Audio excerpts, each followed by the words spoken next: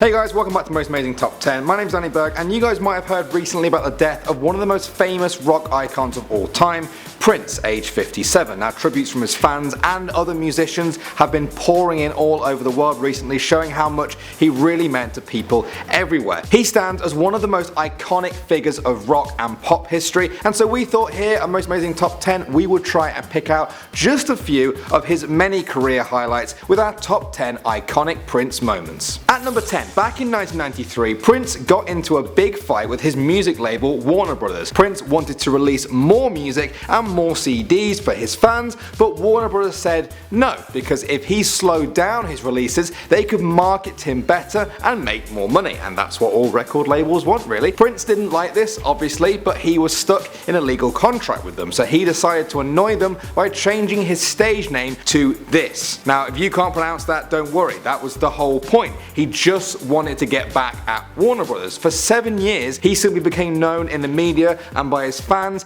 as the artist formerly known as Prince, but when his contract with Warner Brothers ended, he changed his name right back to just Prince in 2000. So I guess he was the artist formerly known as Prince, I think. We have the Purple Rain Tour. Now, back in 1984, Prince's album Purple Rain sold over 13 million copies and sat at the #1 spot in the US album charts for a mind-blowing 24 weeks. That's crazy. The iconic Purple Rain Tour followed shortly after and played 98 shows in North America over 5 months and sold 1.7 million tickets. It would be the most shows Prince ever played in one tour and solidified him as one of the rock icons of the 1980s and was a real benchmark for his career to come. At number 8 now, we have his performance at the 2004 Rock and Roll Hall of Fame concert. Now, Prince joined the likes of Tom Petty, Steve Winwood and Jeff Lynne on stage with Danny Harrison, the son of George Harrison, to honour the late Beatle George as he was being inducted into the Hall of Fame. Although they all shared the stage equally and they were all playing guitar at the same level, nobody can deny that Prince completely stole the show with an actual face-melting guitar solo that managed to blow everyone away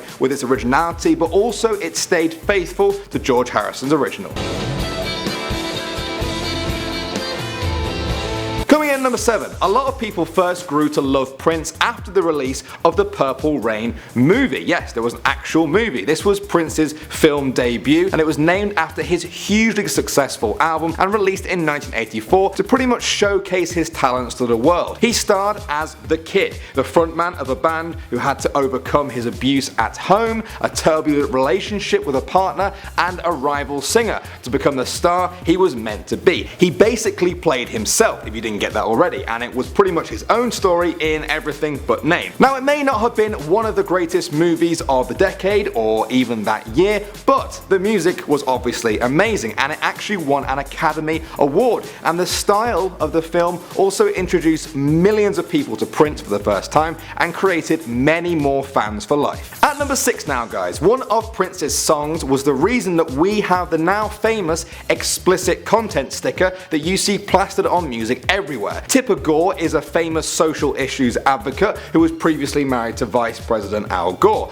One day, she walked into her 12-year-old daughter's room to see her dancing around to the song Darling Nikki by Prince, and that's one of his more sexually explicit tracks, shall we say, to say the least. This inspired her to launch a campaign that would allow parents to be able to see if music was suitable or not for their children simply by looking at the cover. At number 5 now, many fans of Prince remember that time back in 2001 when he joined the Jehovah's Witnesses after his mother's death. This came after a 2-year-long debate about the whole religious Jehovah's Witness thing with his musician friend Larry Graham, who led him to what Prince calls a realization. He even went knocking on people's doors to spread the faith. He was completely serious. In an interview once, Prince described it as like Morpheus showing Neo the truth in the Matrix, which is an incredible explanation, so we'll just leave it at that. Now, you probably know I could talk about Prince's fashion choices all day. You will hear the term style icon in pretty much every conversation about him. But at number 4, who can forget, and I think everyone wants to forget, this time when Prince performed on MTV Live in 1991. He was wearing a bright neon yellow suit that looked like it was pretty normal until he turned around and yeah.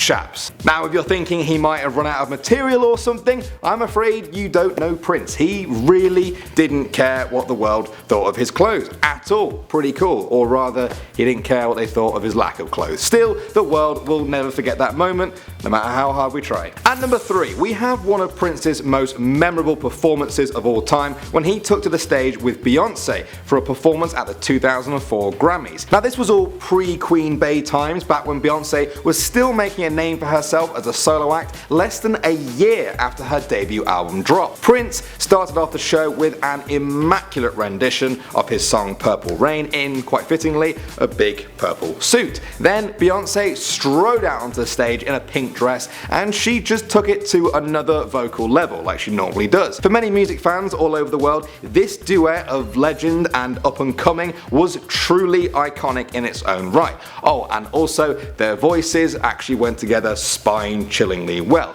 Who would have thought? There was just too much talent going on in that. Just stop. Enough talent. Now let's talk about the Sign of the Times album at number 2. And if you've not already been swept away by the Purple Rain album, it's probably your favourite Prince album of all time. Now some say this 1987 double album marked the pinnacle of Prince's artistic progression. Prince had put the album together with songs from 2 previous projects, and this mashup was seen most clearly in the broad range of music on offer. It had everything from funk to rock and soul and even psychedelic pop. It actually won the Village Voice's Best Album of 1987, and the poll's creator said what everyone else has thought about this album ever since, that Sign of the Times established Prince as the greatest rock and roll musician of the era. As singer, guitarist, hooksmith and beatmaker, he has no peer. Powerful words, but I'm sure anyone who's heard that album will agree. It was truly a career-defining moment. And finally, at number 1, we couldn't mention Prince without mentioning his now legendary Super Bowl performance at the halftime show back in 2007. Prince played all the classics like Purple Rain,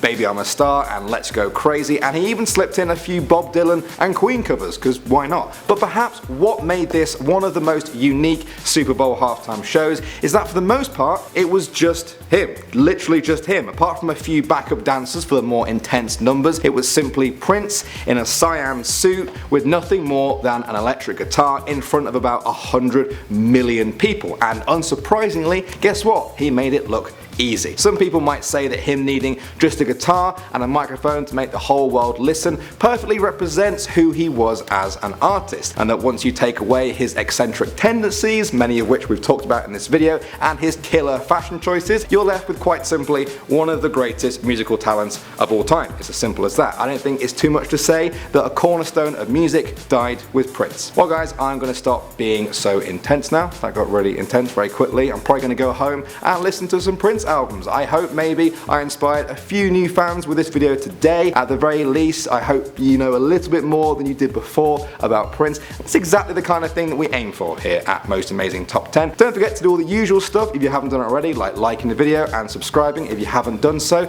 And what's left? My name's Danny Burke, that's what's left, and you've been watching Most Amazing Top 10, and I'll see you guys soon.